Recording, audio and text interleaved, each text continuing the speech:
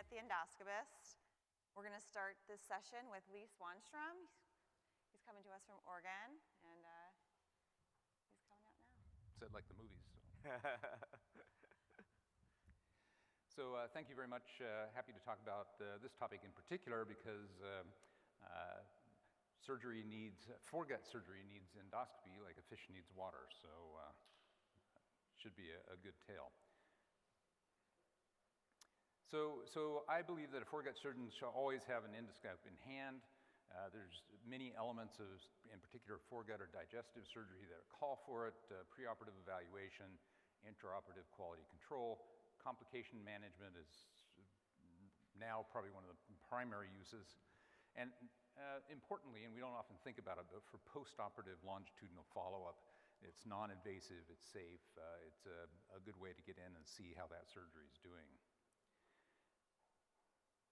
So it can be a surgeon that does it. These are all surgeons that do flexible endoscopy. I think you already recognize most of them. And so I would say that a foregut surgeon should always have an endoscope in hand, like I showed, or a GI physician by their side. So it's good to form a partnership if you don't have the ability to do advanced endoscopy yourself. Then it's good to establish a working relationship with somebody you get along with in the GI community so that you can work together. So I'm going to talk a little bit about not all of these, but concentrate on intraoperative quality control, just a brief mention, kind of focus on complication management, and then once again emphasize that the scope is a very good tool for postoperative follow-up. So let's go back one. So intraoperative quality control is important. I guess those videos aren't going to play. Can you? Yep, okay. And there's multiple procedures now that we do in the foregut that can call for that: epiphrenic diverticulum, solid tumor removals, partial gastrectomies, fundoplications, all really cry out to have an endoscope in there while you're doing the surgery, or transilluminate so that you can see what you're doing there. And we kind of heard a lot about that during this meeting, how valve grade has become increasingly important for quality of fundoplication. So it doesn't just matter what it looks like on the outside. In fact, it often looks radically different on the inside when you look, and that correlates directly with the quality of the anti-reflux valve. And you can repeat multiple cases, multiple types of procedures that are the same: checking for anastomotic integrity, checking for bleeding, everything like that is really critical. So important intraoperatively, but critical postoperatively. So flexible endoscopy has become the first line of treatment for foregut surgery complications. This is clear. It wasn't well accepted in the beginning, but I think right now it's probably globally accepted. No surgeon likes to go back in and operate on a patient that's having complications, especially in the foregut, because these patients get extremely sick extremely fast. So the main things that we see, of course, are leaks, strictures, and recurrent disease, and that's more of a diagnostic. So how about leaks? They're not that usual in the foregut, fairly rare, but certainly could be traumatic to the patient. It's important to kind of realize that they can be acute or chronic, and that really directs how you approach the therapy. They can come from the anastomosis, they can come from surgical trauma, they can come from iatrogenic perforations, for example. And then if you miss it early, or if it happens late and they become chronic, it becomes a really big problem. And often it's a surgical team effort with the gastroenterology to take care of those chronic ones.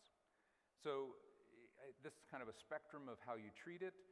Acute closure is easy to close acutely, and we have multiple tools for that. Delayed closure, if it's a more delayed presentation, becomes a little bit more complicated. We have to use other tools, but still is mostly doable. However, when it becomes an older leak and chronic leak, we really have to have a toolkit to take care of these patients. And typically it's not a one-shot treatment. Typically you have to think of this as a continuum of treatments. Start at the top and just be open to bring the patient back, trying something different, and going on like that. So, as I mentioned, we have increasing numbers of tools for endoscopic closure, clips, tags, of course, suturing devices, suturing platforms aren't really out there, but I think over the next few years we'll see robotic platforms that can do quite complex closures. And of course our dream, if you're a surgeon, you dream that you had an endoscopic stapler that you could close, because that's certainly what we would do in a laparoscopic procedure. So hemostatic clips are ubiquitous. Every hospital has them. They go through standard endoscopes.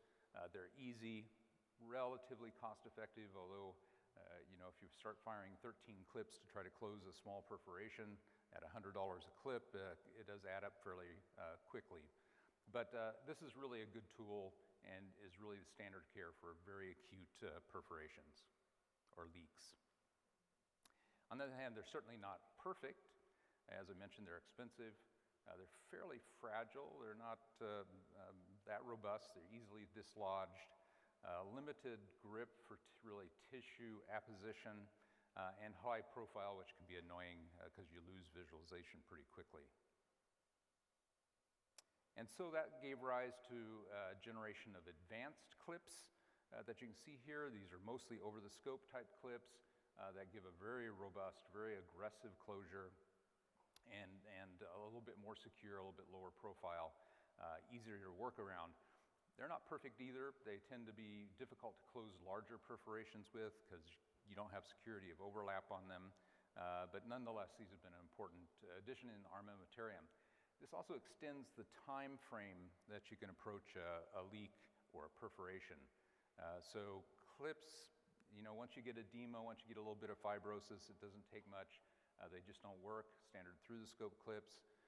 Over-the-scope clips handle that edema, handle a little bit of fibrosis, and kind of extend your time frame. And then kind of beyond that, we have endoluminal suturing platforms. These have evolved a lot over the last 15 years.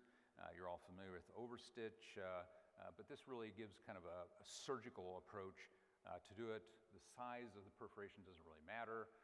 There's problem with, of course, these platforms is that they have quite a learning curve, but anybody that does advanced foregut surgery, esophagectomies, gastrectomies, things like that, needs to have access to this tool someplace in their hospital because there's cases that just call for this to stop bleeding internally, to close holes, etc. This used to actually, exclusion with covered stents used to be kind of the single tool that we used the most, but it's fallen a little bit out of favor.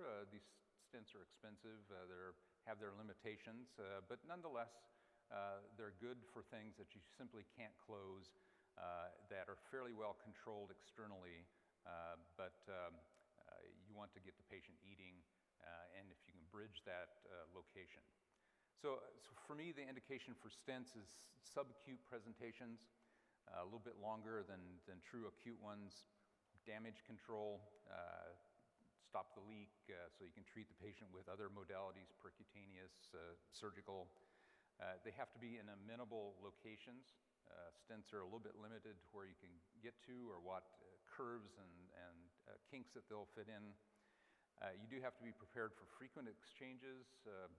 In the beginning, we'd put these stents in and give it 2 or 3 months, but that causes a lot of overgrowth problems, fracture problems, and so you have to adjust your mind to bring the patients back on a routine basis.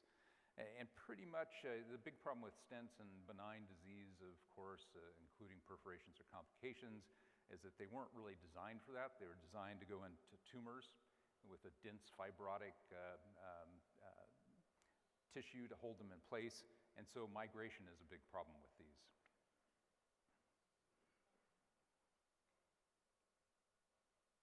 And you'd all know what stents look like. It looks kind of ugly right after you take it out. This is a recovered perforation, an anastomotic leak. And you can see kind of robust granulation tissue, but that's not anything to be worried about. That's normal, and as long as barium control study is normal, you shouldn't worry. So they have their role, but I think it's less than it used to be. The thing that's kind of taken its place for these more chronic leaks is internal drainage. And this has been proved to be quite effective, typically going down and seeing a hole like this with lots of fibrotic debris and a closed abscess cavity, no free leak into the chest or into the peritoneum. These are very amenable to internal drainage, which is quick, easy, cheap, and once again can get the patients back to eating in a relatively short while. So here's an article about it using double pigtail stents, 1, 2, 3, 4, as many as you need depending on the cavity size. Placing these with quite a high efficacy, as you can see here, internal drainage with an 86% efficacy at taking care of these. This is very, very popular in Europe, less so in the United States, but I think it's moving rapidly that direction and it's really become a mainstay. These are, for those of you who don't recognize them, this is what it looks like. They're quite easy to place. As I said, they're dirt cheap and amazingly effective because of the pressure differential between the outside of the GI tract and the inside. Because of peristalsis, these things work extremely well. Another thing is use of negative pressure. Surgeons are very familiar with this. We use this for external wounds, have used it for years. It's effective at stimulating granulation tissue, debriding wounds, and it's become a hallmark of that. Now, for the last 10 years, it's been applied internally, and so chronic, non-healing wounds inside the GI tract are very amenable to this. Steve Leeds, I think, is in the crowd. He has really pioneered some of these, and the closure rates are quite high, as you can see, much higher with negative pressure than it is with covered stents, and restricture rates are much lower as well. So it really promotes natural healing of these chronic lesions, and should be, I think, more widely used. Unfortunately, they're very difficult to find. They're not commercially available, really. There's a colorectal kit that's available, but most of us modify NG tubes or nasal jejunostomy tubes to put a sponge on and hook them to suction. You can see the sponge in there. You have to change it quite frequently. It stimulates granulation tissue, and 3 weeks later, this is what it looks like. So wide open, typically heals without stricture, and is a good tool. How about the really late ones, sleeve leaks and things like that become fistulas? Well, that's a difficult clinical situation to face. These things are very difficult to treat, whether it's surgically or endoscopically.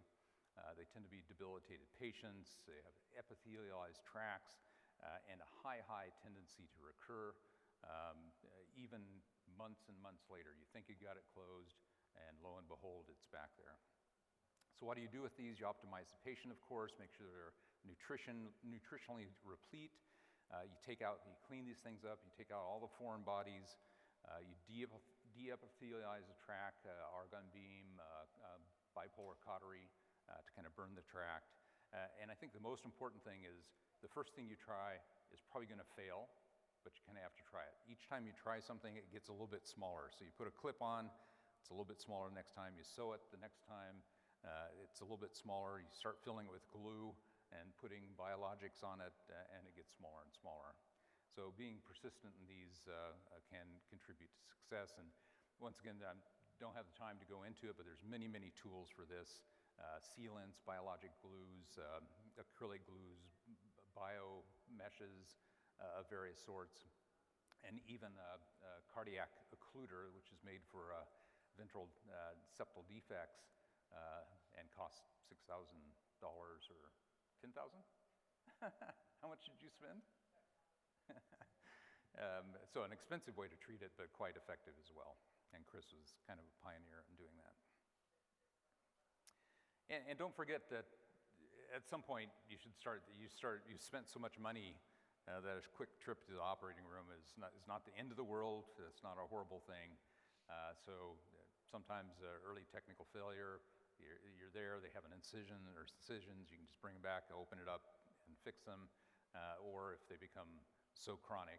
And there are, of course, indications as well to if you have free leaks into the abdomen or chest, you typically have to take care of those, although more and more we run a scope out through the hole and into the cavities to wash it out.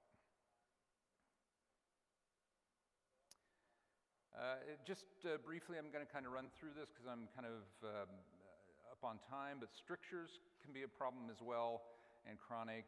Work them up carefully, know why they have a stricture.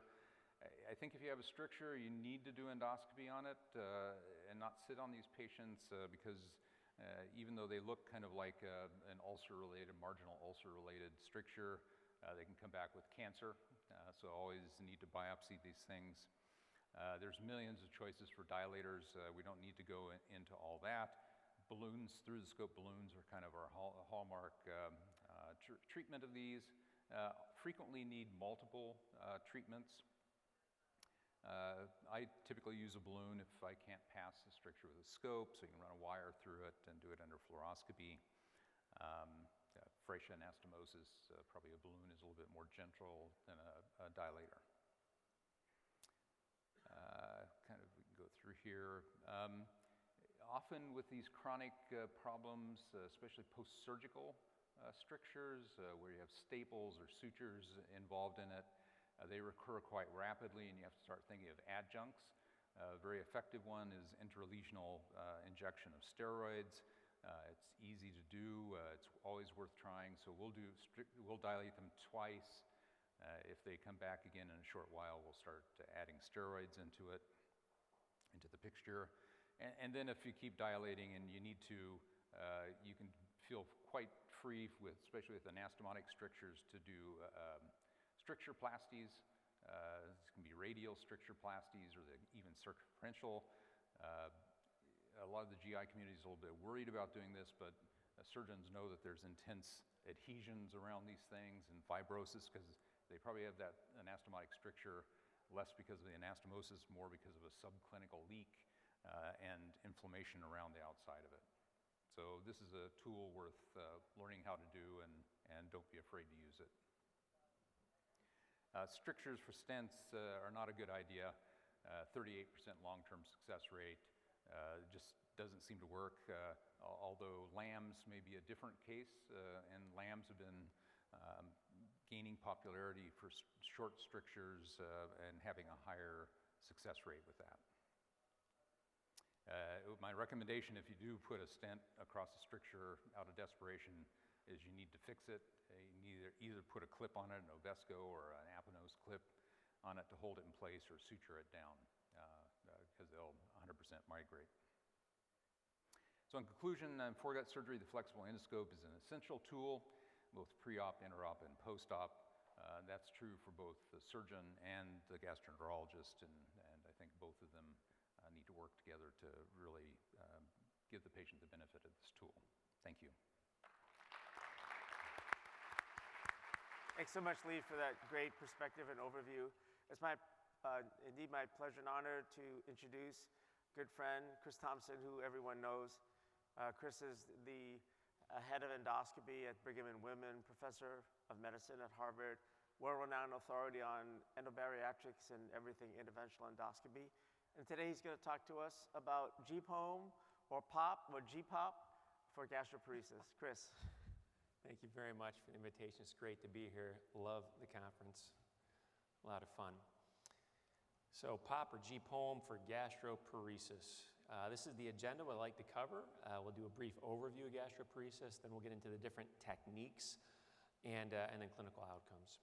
Starting, of course, with the overview here. So gastroparesis is, of course, a disorder consisting of objectively delayed gastric emptying in the absence of mechanical gastric outlet obstruction and the presence of characteristic symptoms. Prevalence estimated about 1.8% of the U.S. population. Etiologies, largely idiopathic, post-viral, diabetes, some other causes as well.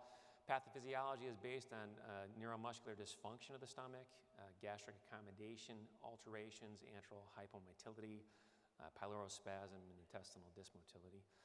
There's also some characteristic histologic findings, loss of the ICCs, increased perineural fibrosis, and some immunodysregulation as well.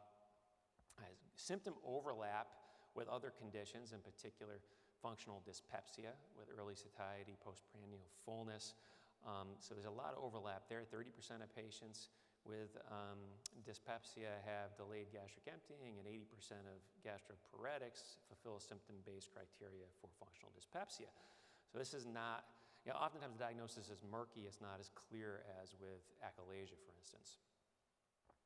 So in the diagnostic evaluation, there's some tests that you have to do to exclude other pathology, lab work, upper endoscopy to rule out gastritis, H. pylori, other conditions there. Upper GI series, small bowel follow-through, make sure there's no cause of obstruction. And then, of course, we get into things like gastric emptying studies, and there's a few different ones. Gastric emptying scintigraphy is the gold standard. There's breath test and SMART pill as well. Patient-reported outcomes, these are sort of like your Eckhart score, right? You're kind of tracking progress here with the gastroparesis cardinal symptom index, GCSI, or the GRS, others.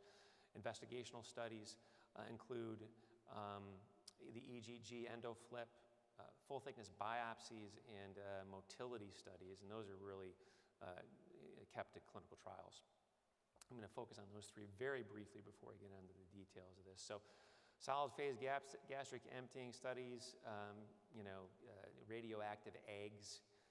There's normal emptying listed there, 90 to 120 minutes T half-life of 50 to 90 minutes. The rule of thumb really is, though, that an abnormal study is one that there's less than 25% emptied at 2 hours or greater than 25% retention of the meal at 4 hours, and that's what we think of it as.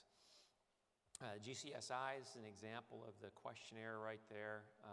There are 3 symptom subscales, one focusing on nausea and vomiting, kind of outlined in green, one focusing on fullness and early satiety in blue, and then the bloating in purple.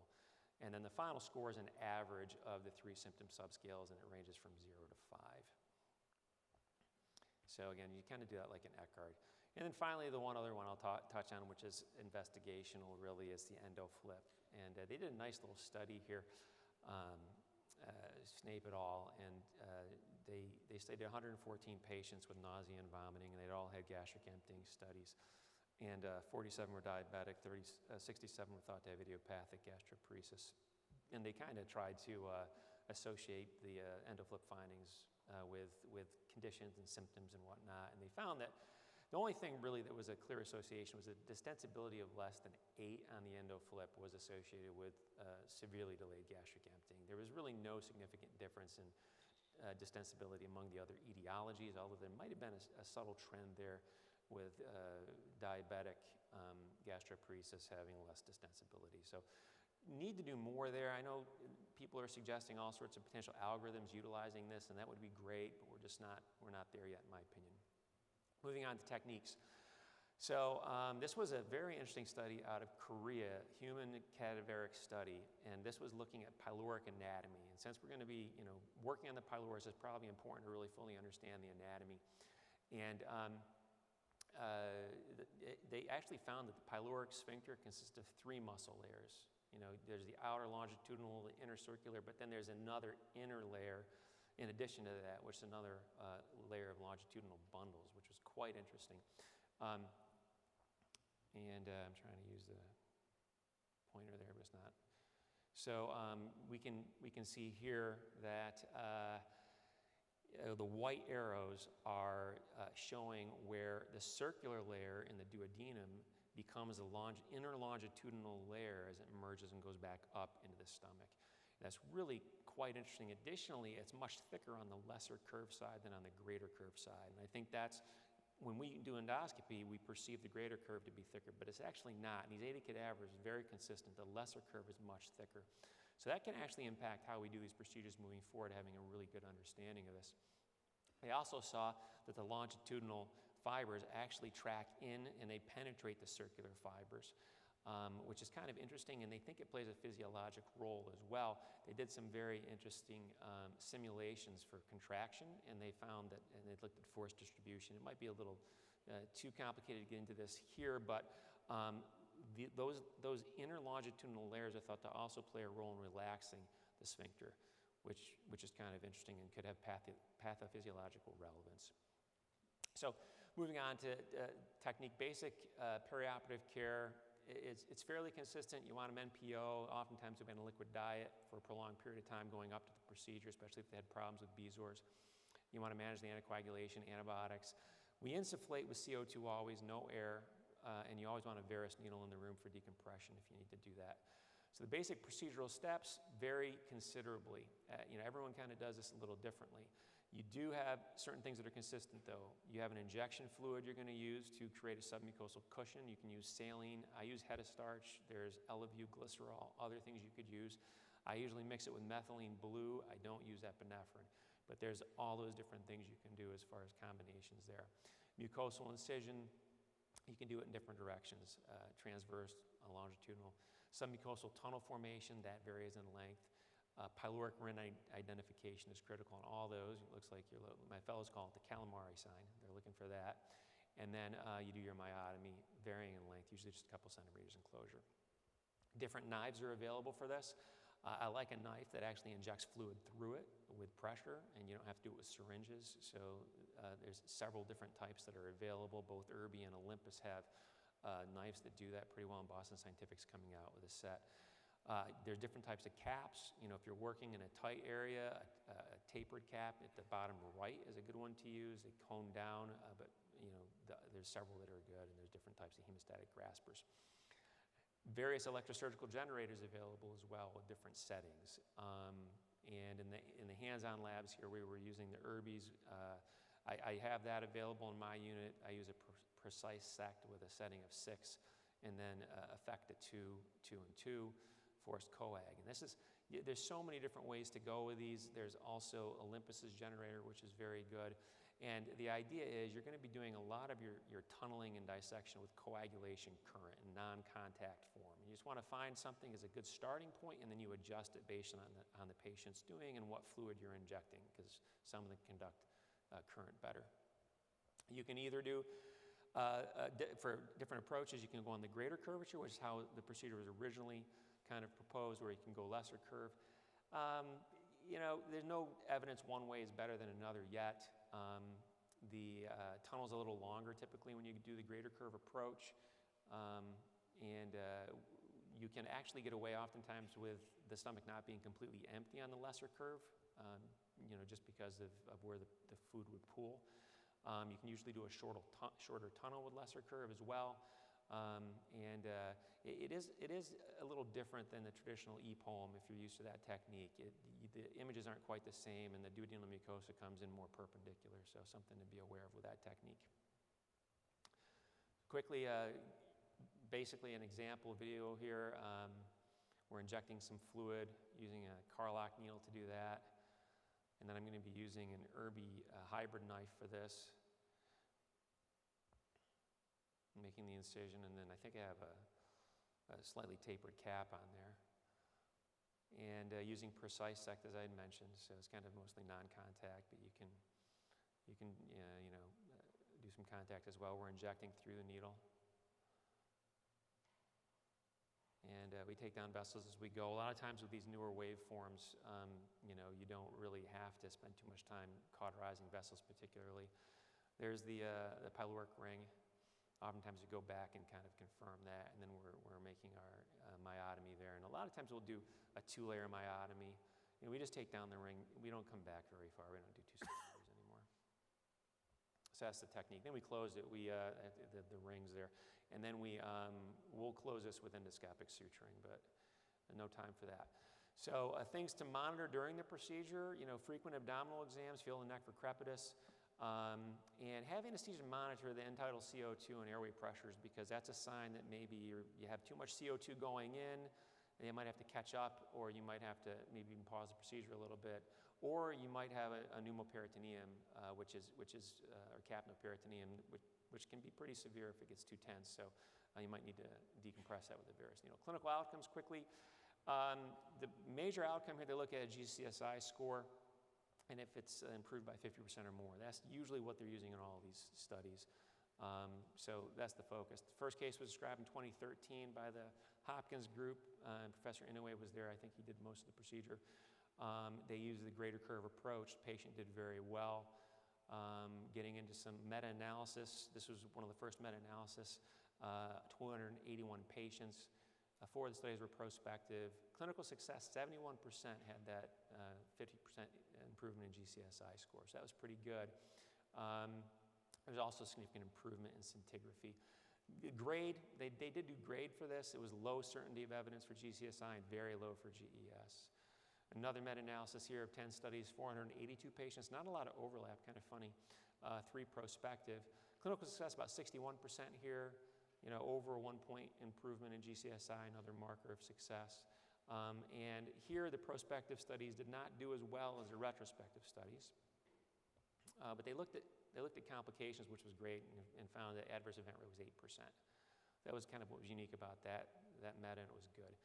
Longer-term efficacy study here, 2 expert centers in France, 60 patients, 3-year follow-up. And you can see in the figure here, months 12, 24, and 36, that GCSI drops and stays right down there. So that's 65% success at 3 years. So that's the one thing we have looking at long-term durability.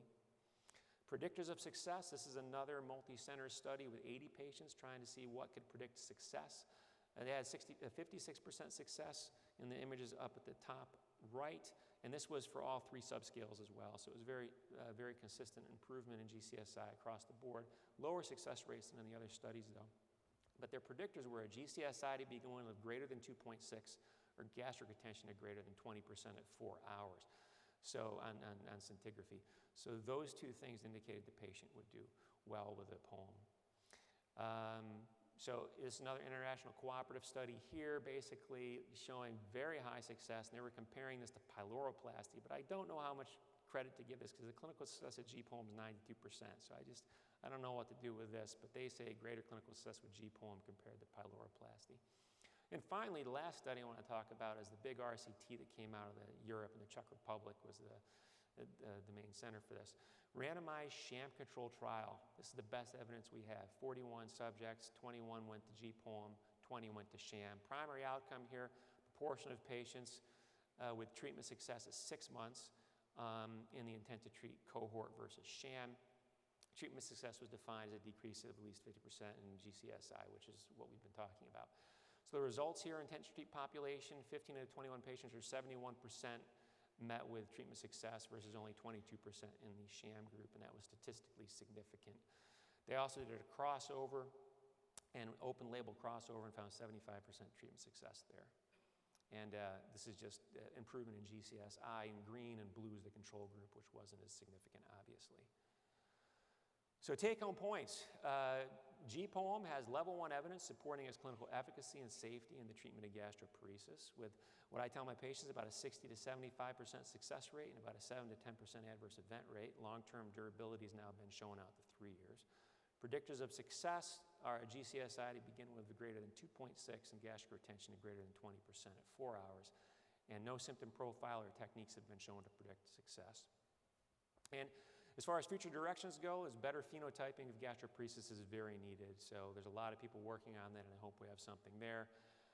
Personalized approach will be great if we can figure out, once we find out the phenotypes, maybe we can learn to adjust myotomy length, depth, and location. And then, of course, there's improvement in equipment. This is just an example of an endoscopic robot we're working on, and hopefully we'll have better technology to help make this more efficient in the future. Thank you very much. Thank you very much for that. We're going to move on to Dr. Caitlin Houghton, and she's going to talk to us about sleeve gastrectomy for gastroparesis. She's coming to us from Keck USC School of Medicine.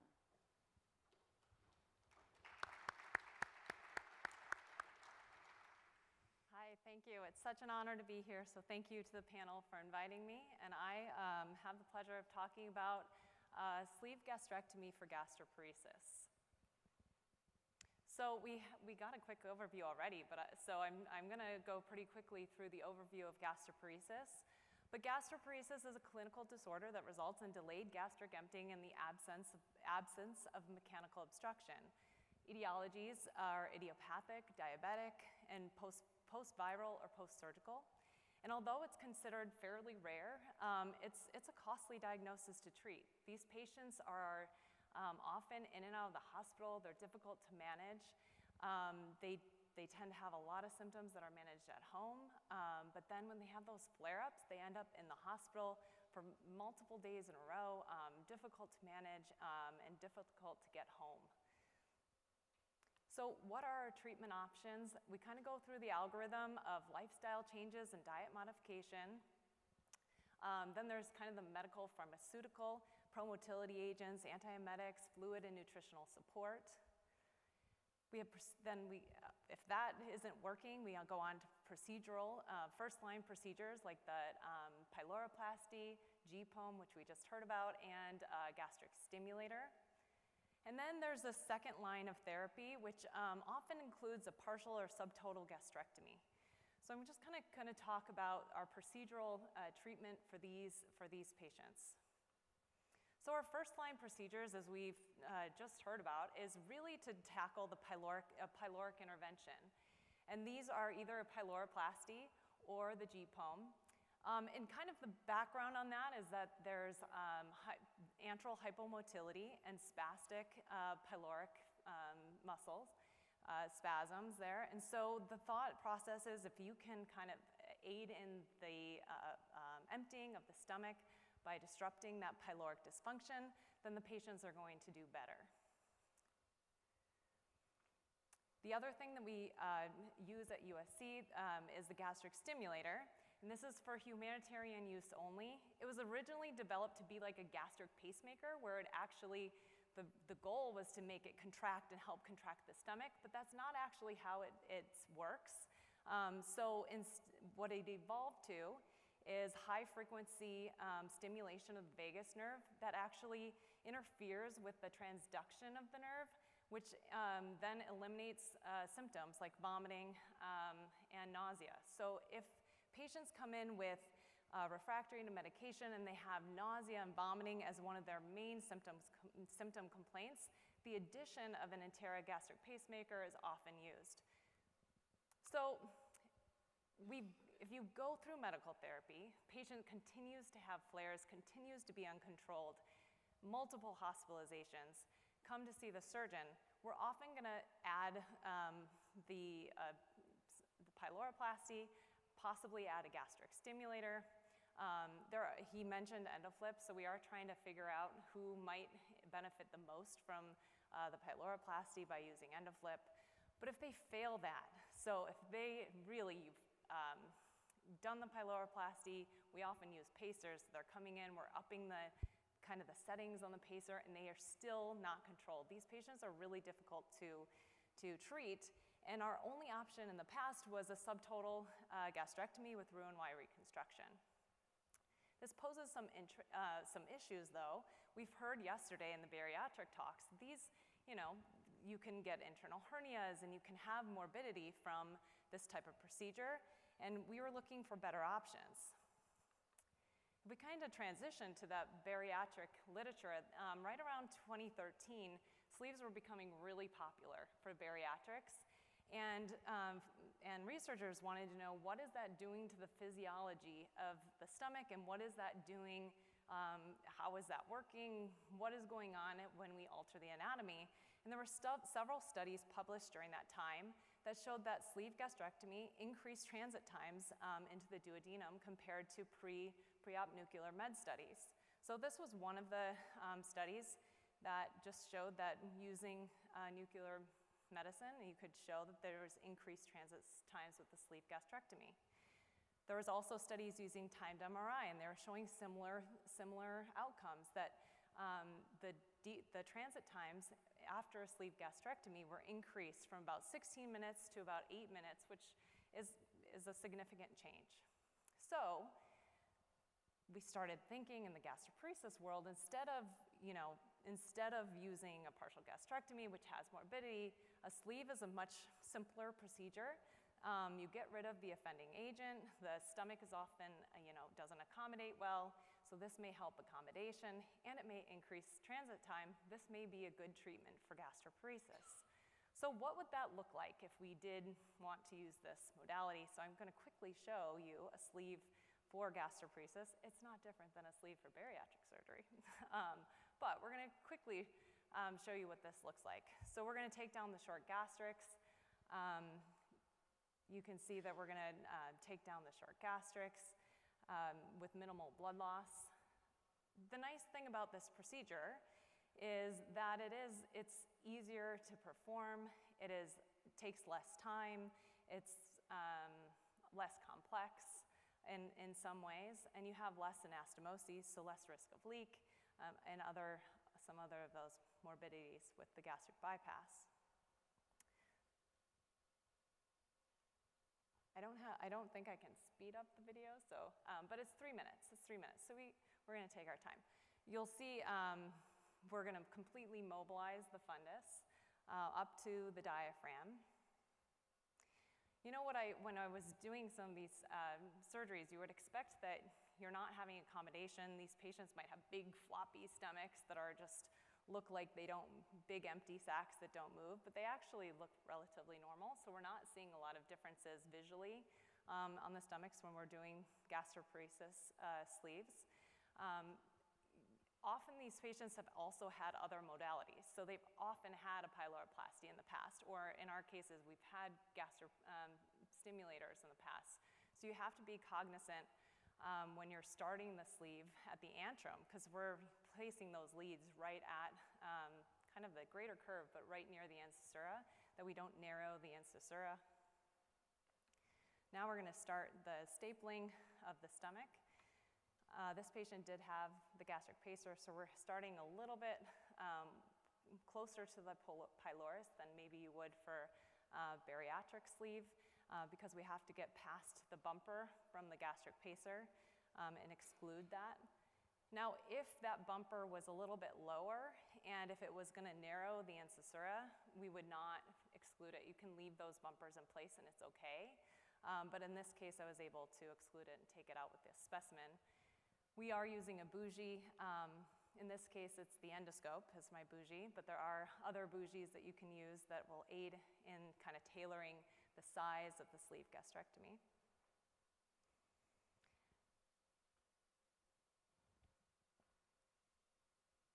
And you'll notice too that we're not making this any bigger than you would for a bariatric sleeve, which posed the concern when we first started doing these. These patients are usually thin. They have a BMI of like 15 to 20, hopefully not 15, but 17 to 22. I mean, they're thin patients. So one of the questions was, okay, if we do this for the patients, are they going to lose a lot of weight, and is that going to be actually detrimental to our patients? But you'll see in one of the studies that I'll talk about next is that the BMI actually didn't change much, and they're able to maintain their weight. So that is a completed sleeve gastrectomy, minimal blood loss. And then, as Dr. Swanstrom said, having the endoscope in hand, intraoperative EGD, just to make sure that it's not twisted, you didn't have any angulation, there's no bleeding from the staple line.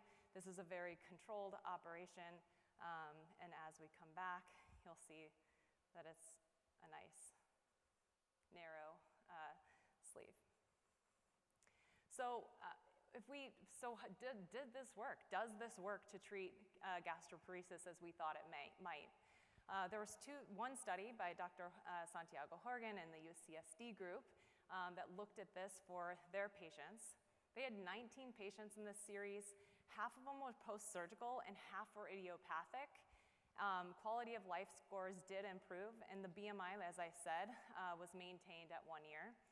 And if you look at this a little further, you can see that their emptying times actually did improve in these patients. So they had a good decrease in the transit time.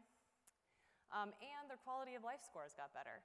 So less heartburn, regurgitation, dysphagia, epigastric pain, and honestly, these are really hard patients. We're already at this point. They're hard, difficult patients to treat. So we often will look at how many days in the hospital too, but that was not reported. And then our group also did a series of 10 patients. 50% were idiopathic, 40% diabetic, and 10% were post-surgical. And what's different about these two series was that the UCSD group, it was a primary surgery. They had it was a primary gastroparesis procedure. So they had not done a pyloroplasty or gastric pacer or any other intervention first. Whereas in our subset of patients, 80% of these were done as kind of a salvage procedure after pyloroplasty or stimulator failed. The symptom scores did decrease from 33 to 15. 90% were tolerating a regular diet, which a lot of these patients don't coming in, and our follow-up was about 13 months.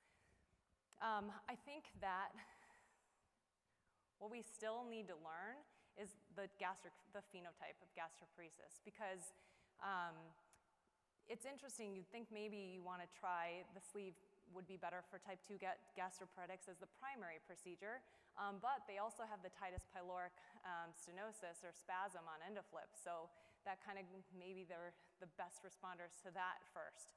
So understanding who might benefit from this as a first procedure versus who we're using it for salvage is an important direction. And sleeve gastrectomy can be used either as the primary or secondary surgical treatment. And sleeve gastrectomy can decrease emptying times, shows improved quality of life scores while maintaining their BMI. Thank you. Stay here. Great job. Thank you. I would like to invite all the speakers to come on up for Q&A. I think we've got a little bit of time. Here he is. Chris. So feel free to come up to the mics to ask questions, but maybe I'll start. Fascinating talks on gastroparesis management. We all talked about the phenotype and the algorithm and which to treat first. So I'd love to hear from our three speakers. Best guess, if you had to develop an algorithm and predicting who responds on the pyloric side versus on the fundic side, best guess. Well, I think endoflip can help us, and I know in the ACG guidelines, the new guidelines, they are recommending that endoflip is used during diagnosis for gastroparesis. And I think as we flesh out those values, it'll help us to know if the pyloroplasty or pyloric intervention will be our first-line therapy. I think for most patients, just generally, that's what we're using as first-line therapy. And then, so I think they all probably will benefit from that, honestly. I think most patients with pyloric intervention are going to do well. And then the addition of the pacer if the predominant symptom is nausea and vomiting, and use sleeve probably like the partial gastrectomy as a salvage. Thank you. Lee, your thoughts? Yeah, I'd agree with that. The POP procedure is just quick and easy to do, little to be lost. Once you take their fundus out, it's gone, and you can't go back if something happens. And so I'd agree that algorithm should be the state of the art. The best results in the literature are combinations of therapies. You know, it's a POP and a electrical stimulator or things like that. So, thank you, Lee. Chris. Yeah, I really still need better diagnostic and phenotyping. You know, I'm hoping that we'll be able to maybe have something biopsy related or something like that where we can really target, because the studies are all over the map right now. You know, initially we thought, oh, post-surgical patients will do better with G-POEM, and if they, you know, had a vagal nerve injury or something like that, and diabetics aren't going to respond at all, and that's not true, right? It's like we really need better phenotyping, I think, before we can make progress. Dr. Katz? Just to follow up on Dr. Thompson's comment, I think that's really the key here.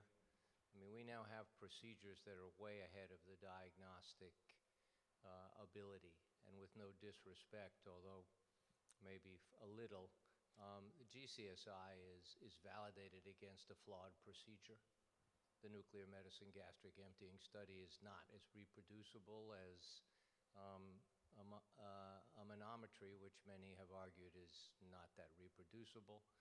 And our end-of-flip values, we don't have any normals that really satisfy us. So these talks highlight, where we can do what we can do today, but another opportunity now that you surgeons and interventional endoscopists are involved in this disease. We've got a great opportunity. So thanks for the talks. Thanks, Bill. Maybe I'll raise a little controversy. I'll give a controversial point that maybe the phenotype is not that important in this case because these patients are desperate and there's nothing else you can give them. They've gone through all the medication, they've gone through everything. So, Chris, if you had a phenotype that said, oh, this is a bad phenotype, only has a 50% chance of improvement with a G-poem pop. That knowledge is power, though, because we still have a huge percentage of people that don't respond, right? Even in the best studies, that we're getting 60 to 70% response rates. We have 30 to 40 people that won't respond at all. And I think we need to rely on phenotyping to help get higher response rates as well. So I still do it, right, until we have a better way of doing it, which I hope we do find. Lady Forgut. Thank you. Yeah, it's not Lady Felice, it was Lady Forgut, just to correct on that, but I appreciate the call out regardless. What's interesting as a gastroenterologist, you go to do an upper endoscopy for someone, and it may be heartburn or not, but the patient has been compliant with not eating, presumably, you ask them time and time, and you go in and there are many patients that have food in their stomach, like a belly full of food in their stomach, and you start going down this line. And then it starts to become confusing as to whether or not it is actually the reason behind their heartburn. These aren't the classic patients with gastroparesis, the ones, they're able to eat, but they come back and you do some of these gastric emptying studies, it's not overwhelmingly, positive, but it's a little bit positive. And when you start to ask them really deeper questions, a lot of patients now, because of cannabis and edibles being available, it is becoming a really big issue for us. And I'm wondering whether or not, I'm not saying advocating, doing G-POEMs or whatnot on this patient population, but I think we actually have to keep on mentioning that because it's on all of our corners now. I live on the Upper East Side of New York, and it's unbelievable to me, but there are now 3 separate, areas to purchase this freely, within walking distance of my home. And I really do believe it's contributing to some of what we're actually seeing. So if you could just make comments on that and avoidance of, in terms of workup and making sure that we're not missing that as really part of the reason why these patients are actually presenting. Thoughts? I mean, I think that's hard, and we often find out after the fact that we missed something. It's like they have this cyclic vomiting syndrome, and we didn't ask enough about their extracurricular use of cannabis or even alcohol. That alcoholics that are drinking too much, and you find out they're failing because they're actually, they have alcohol under their beds and at their bedside tables. So I think that's hard, and I don't know that. I think we need to be diligent in trying to weed out those patients so that we are treating the appropriate ones. And I don't know, it's hard. Yeah, I think it's kind of a fine line though, because they come in on narcotics typically, and that's really bad for the stomach. And so sometimes the only way to get them off that is to transition them and say, why don't you go to the corner store and get a little something like that. Give me your Percocet. But it's tough. Thank you for the awesome talks. I just had a quick question, Dr. Galvez from Atlantic Care, New Jersey. In training in Pennsylvania, we actually did sleeves before offering the bypass to patients that had refractory gastroparesis with excellent results. Now that I've transitioned to New Jersey and I'm dealing with different insurance companies, getting the sleeve approved for gastroparesis from insurance companies has been impossible. So I don't know if anyone else has had gone into any issues like that. If you have any tips to help us get through that hurdle of the insurance on these companies. I don't know. My schedulers are wizards, and they never tell me about their issues. No, I think, but we've had that issue for GERD and getting a gastric bypass approved for severe acid reflux. Sometimes we call it a partial gastrectomy. That's what we did in PA in Jersey, at least I in don't my know if I can experience. say that out loud. Okay, I think we'll just two quick ones. So hello, my name is Linus and I work in Switzerland in Europe, and I have a question concerning the importance of gastric emptying, because in Europe we have a tendency to move away of this definition of gastroparesis based on gastric emptying and to include more patients under the umbrella of the postprandial distress syndrome, so the functional dyspepsia. Because there are studies that have shown that gastric empty does not correlate with symptoms, does not predict response to prokinetics, and maybe it's the same also with interventions. But of course we can't do them because the studies were designed to include patients with delayed gastric emptying. So do you see any room for all these treatments for patients that have the typical symptoms but not the delayed gastric emptying? Great question. Would you treat a patient with a... No, I don't think that the symptoms are linked to the gastric emptying delay. Right? I think that's a downstream sign of what's going on. I think the symptoms are due to the pathophysiology. Maybe it's something else underlying it. So I would not be doing this unless they have a delay in gastric emptying. I don't think it's going to improve things, but we need studies to look at that. Caitlin Lee, would you insist on an abnormal gastric emptying, or someone's on J-tube feeding, gastric emptying is okay, and they're in and out of the hospital? I think you need to rule out like a lot of other issues first. You've got to kind of make sure you do all like other studies, make sure you get other specialties involved, because I'm a surgeon, so we focus on what we're good at and what we know, and maybe there's autoimmune disorder, mast cell dysfunction, or something else that's contributing to those symptoms that I don't completely understand, and maybe one of my colleagues does, to get them on board first before I jump into saying, actually, I'll just operate on you without completely understanding the clinical picture. Lee, your thoughts? I think they need to have a positive test of some sort, because some of these patients are really crazy. And if you don't have anything pre-op to really show that you made a difference or improve something. So it doesn't necessarily have to be a gastric emptying study. That's not the best test, as we heard. Endoscopy that shows residual food after 6 hours of not eating, a massive distended stomach on an x-ray study. I think you have to have something positive. Other than that, I wouldn't probably offer anything. And Mike, final question. Just a couple of observations. The first of which is that 1.8% of the population having gastroparesis is more than we quote for celiac disease. And you think about all the gluten-free this and that we see and all the attention. I find that fascinating how little attention gastroparesis gets, given the fact that apparently it's a greater number. I'm a little bit concerned about Chris's statement about the 25% at 4 hours being the cutoff for what you would consider abnormal, because the 10% number that's out there in the literature was still multiple standard deviations above the mean. And with all respect to Dr. Katz's comment, it is a flawed test, but 10% and 25 seem very different. And so I think it underscores what you guys are all saying in the discussion, that we really have to individualize it to each patient. And then my final comment that I'd like to hear the panel discuss is the fact that we've spent a day talking about how doing a sleeve could make reflux worse. And now we're talking about doing a sleeve to make reflux better. And that is messing with my head, and I'm going to have to chew on that for a little bit and ruminate, I guess, change topics. But I'd like to hear what you all have to say about the fact that we're changing the physiology, but we're trying to get a different result that's going to be opposite depending on what the baseline problem is.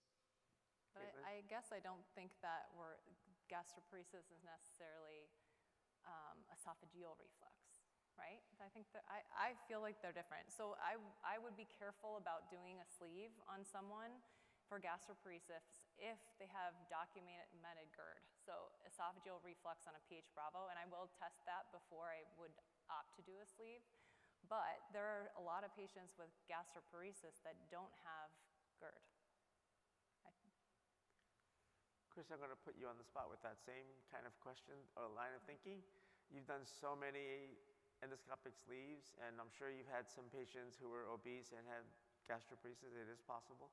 What are your thoughts about endoscopic sleeve, maybe an iteration of it, for the fundic accommodation side of gastroparesis? That's interesting. So there is some literature from USGI with their original post procedure, which addressed fundal accommodation only. And they were trying to show that this delayed gastric emptying, and they were finding that actually it sped it up in some ways, right? So it was kind of interesting. It wasn't exactly what they were looking for. So I do think there might be a role for some of these procedures in kind of, you know, gastric remodeling to kind of, you know, improve gastric emptying, you know, beyond just, you know, G-POEM or maybe combining it with G-POEM. I think it'd be very interesting. But again, it'd be nice to actually know the diagnosis for these patients before we do these things. Exactly. All right. Well, thank you, everybody. And I think it's lunchtime, right? Yeah, thank you. Thank you. Thank you. Ladies and gentlemen, the W.L. Gore lunch will be held in the Citrus Ballroom. Sanofi will be in DeSoto 3 through 5.